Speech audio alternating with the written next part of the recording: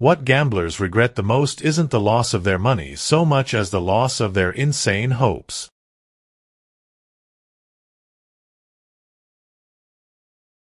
No man could demand from him an account of his actions. God, if he believed in one, his conscience, if he had one, were the sole judges to whom he was answerable.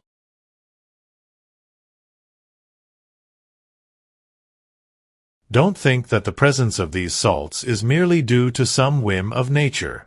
No, they make the waters of the sea less susceptible to evaporation and prevent the winds from taking off too much of this water vapor, which, upon turning back into water, would submerge the temperate zones of the earth.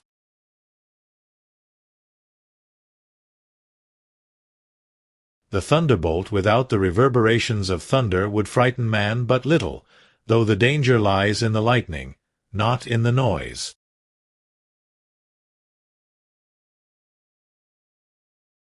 The great depths of the ocean are totally unknown to us.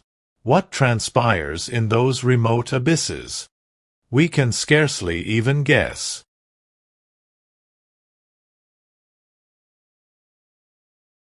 The sea is only the embodiment of a supernatural and wonderful existence.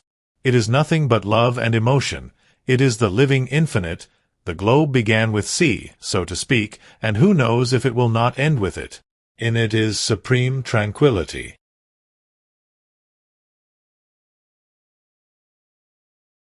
Liberty is worth paying for.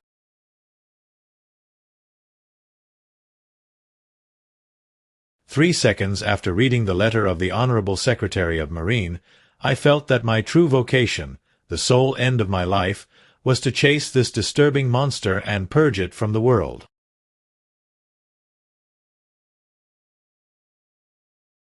What use are the best of arguments when they can be destroyed by force?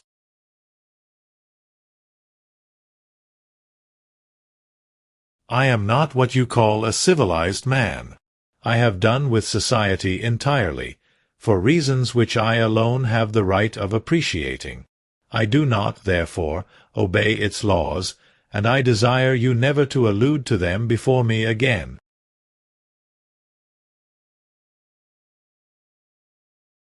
What you fail to understand is the power of hate. It can fill the heart as surely as love can.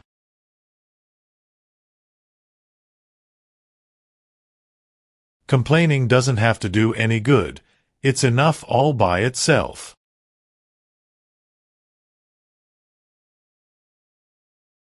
There is hope for the future.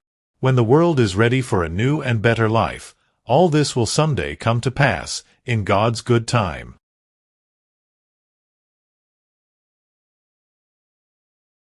We were furrowing the waters of the Indian Ocean, a vast liquid plain with a surface of 1,200,000,000 acres, and whose waters are so clear and transparent that anyone leaning over them would turn giddy.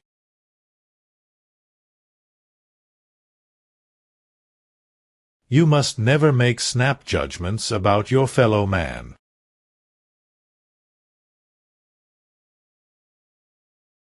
The earth doesn't need new continents, but new men.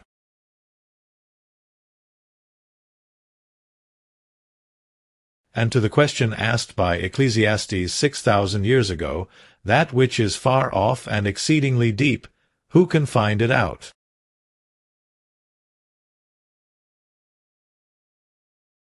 The latter seemed to be a victim of some emotion that he tried in vain to repress.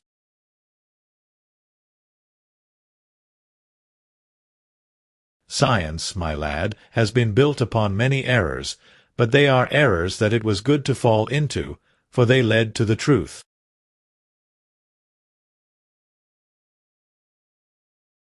Of what use to deadly creatures are any of the glories of life? What is the use to them of sight, taste, or smell when nothing can draw near from which they might derive enjoyment?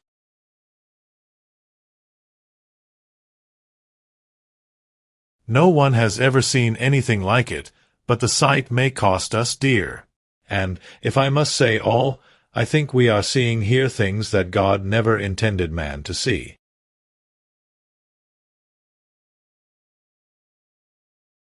Everything has an end. Everything passes away, even the hunger of people who have not eaten.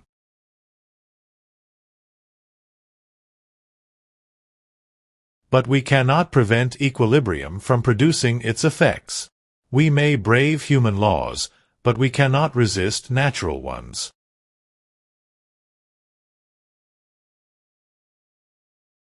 The sea, my young friend, manifests its joy, its vivacity, its power, its rage, its dull wrath, its clamors, and its murmurs, as poets do. It is an inexhaustible orchestra.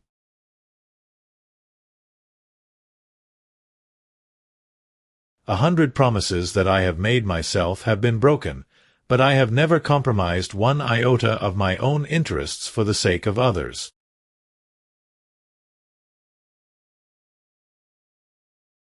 Well, my friend, this earth will one day be that cold corpse.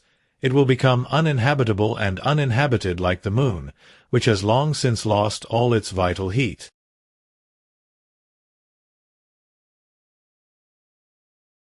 I ask no more than to live 100 years longer, that I may have more time to dwell the longer on your memory.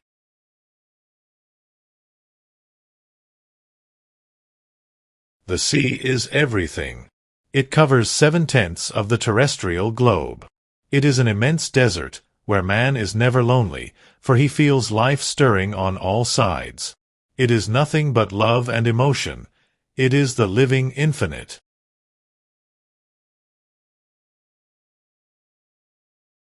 The human mind delights in grand conceptions of supernatural beings.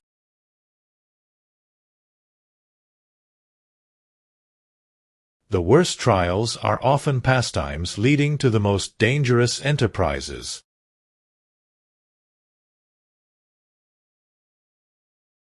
The sea, which reveals its treasures to me, tells me that what people carry in the bosom of the earth is greater than what they carry on its surface.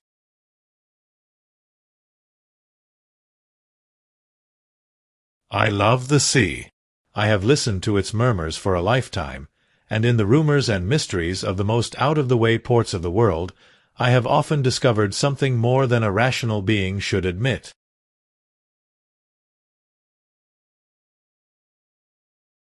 Nature's creative power is far beyond man's instinct of destruction.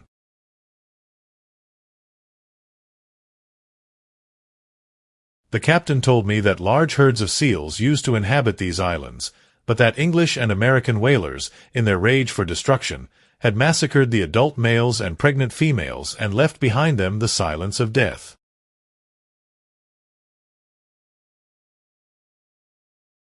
These words of wisdom, so rarely understood, glory to God in the highest, and on earth peace, goodwill towards men.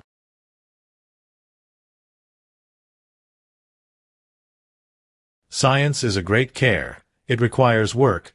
One must be patient, a fabricator of marvels. Nevertheless, one must persevere and persist and never be discouraged, for one day science will have its undeniable value.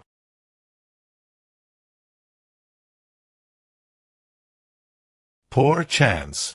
But hope is so firmly rooted in the heart of man.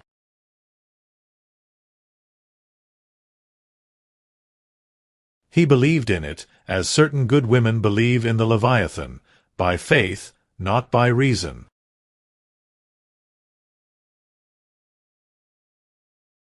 There is the disadvantage of not knowing all languages, said Conseil, or the disadvantage of not having one universal language.